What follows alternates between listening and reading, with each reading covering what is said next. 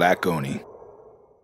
What's up, tubes? It's your boy JBlaze06 here, giving you some commentary over some Destiny gameplay. I am still playing this game and I'm still enjoying it, and I'm over here dancing with my boy, the 1KK, about to go into a session with Soil aka Soad as well. And I just wanted to show you guys this clip, show off some of my mad skills very soon. And I wanted to take this opportunity to use Destiny as a vessel to talk about something that I think is really important to remember as a human being and also as a gamer. You know, as a disclosure, I will make note that I know that gamers have the capacity to be not so great people. I do hope that changes very soon, but essentially what I want to talk about is why being good to people is so important. I'm a firm believer that gamers have the capability to use their passion, the things that they are really adamant about discussing and talking about, for good. And I think I think we have the ability to facilitate discussions around things that are actual issues within gaming, or actual things to really discuss. Watch your back, Guardian. But with this Gamergate situation going on with several developers, check that out. I'm still using that shotgun, man. I can't get off the shotgun. I just can't. With the Zoe Quinn scandal, with a lot of the distrust amongst people in general, I think it's just important to remember that all these people in the gaming industry are, man, that guy just, ask the 1KK, he just wrecked me with that fusion rifle. I'm not good with fusion rifles, by the way, but we just have to be better at being good to each other, because we're all human beings. We're all aware that everyone makes bad decisions, they make mistakes, and there is no reason at all for people in any industry, in any community, anywhere, to be receiving death threats. And this doesn't just go to anyone within the stuff that's going on lately. This is also a huge issue with development in general. My favorite developer, Hideo Kojima, I don't know what that guy thought he was doing.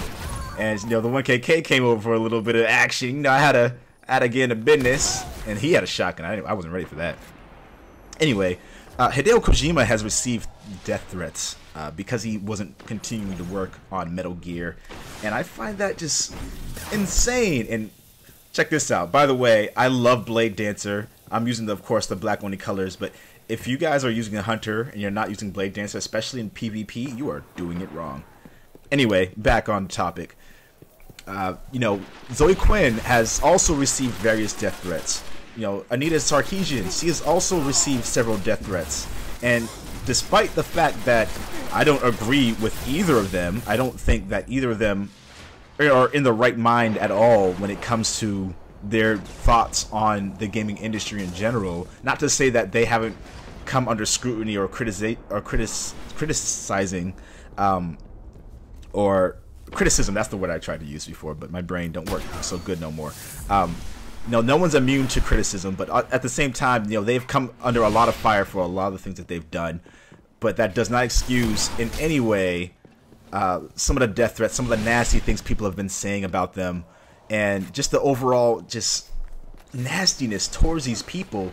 The Call of Duty devs at Treyarch, they got death threats because of what they did to the sniper rifles in the game, and I'm just at a loss for words as to how we as a gaming community can even say, like, how we can be proud to call ourselves gamers when we have people like that within this community that are just so abrasive. They're so toxic. Being around them, I love, first of all, Blink in this game. It can be confusing for you as well, but against the enemy, it's like one of your best assets that you can have against them. Anyway, I think we have the capability of being much better people, and in the future, I'll be sharing with you information about this. That's an example of me completely losing where the enemy was. That wasn't a good example of Blink being effective. But I'm going to be part of a charity. I'm going to be, I think it's called Life Extra Life. I will be a part of Extra Life. I will be live streaming with my good friend Andy. You've seen him on the podcast recently. His other screen name is The New Prince. I will be live streaming with him for charity, because I think that gamers have the capability of being great and awesome people, and I think we need to take advantage of what good we can do in bringing people together, the good that we can do in terms of just not being nasty people to each other.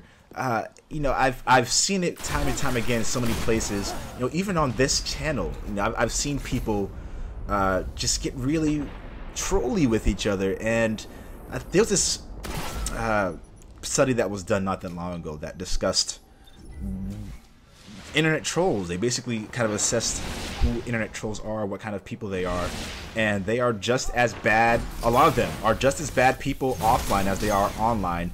And it baffles my mind that amongst nerd culture, gamers are some of the nastiest that you will find anywhere. You know, we are very passionate about... Yeah, this is a fail.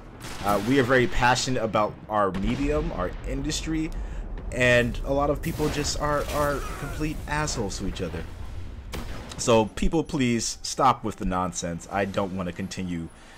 I don't want to continue having this kind of discussion, because I think even though there are a lot of immature people within the industry, there are also a lot of mature people in the industry, in the community, I should say. Not even just the industry, the community itself.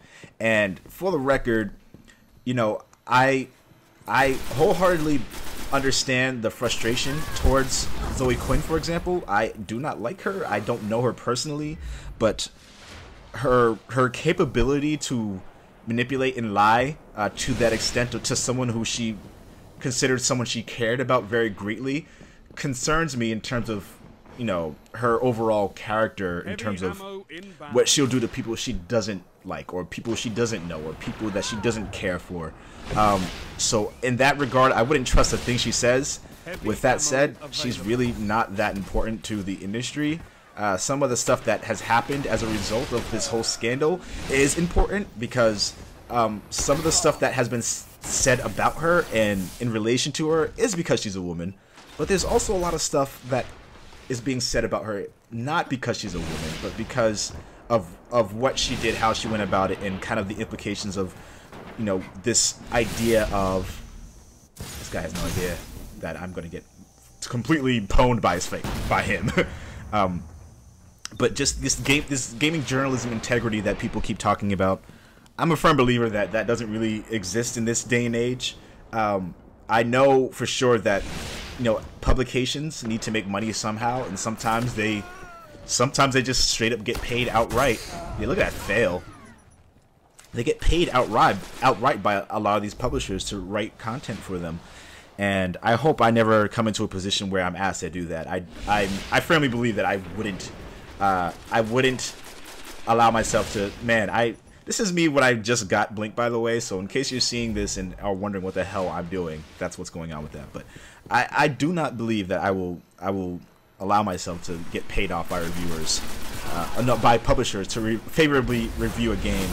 Whether or not I accept payment for reviewing it, I still don't even think I would do that, but I would absolutely never go into the light of doing things with getting paid off to say something favorable about a game, especially if that's not what I believe.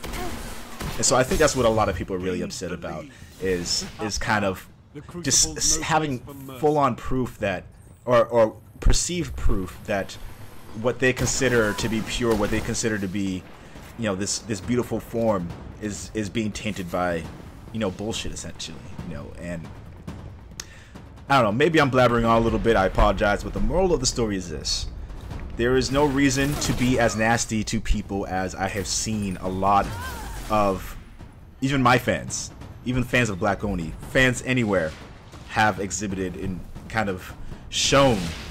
You know, there's no reason to leak someone's personal information about their parents and you know, their family and friends, and telling them to hurt people based off of stuff like this. We are all passionate about what we do and what we like. We shouldn't let that become tainted by this ruthless and ridiculous anger. Anyway, I hope this has been insightful and useful to you guys.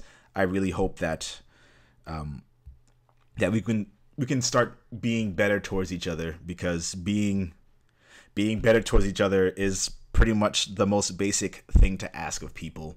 You don't want to treat someone like that and then expect to be treated differently. If you treat someone like total shit, you should expect them to respond to you the same way. So anyway, yeah, hopefully this was a good life lesson. If you guys like this video, remember to press the like button and subscribe.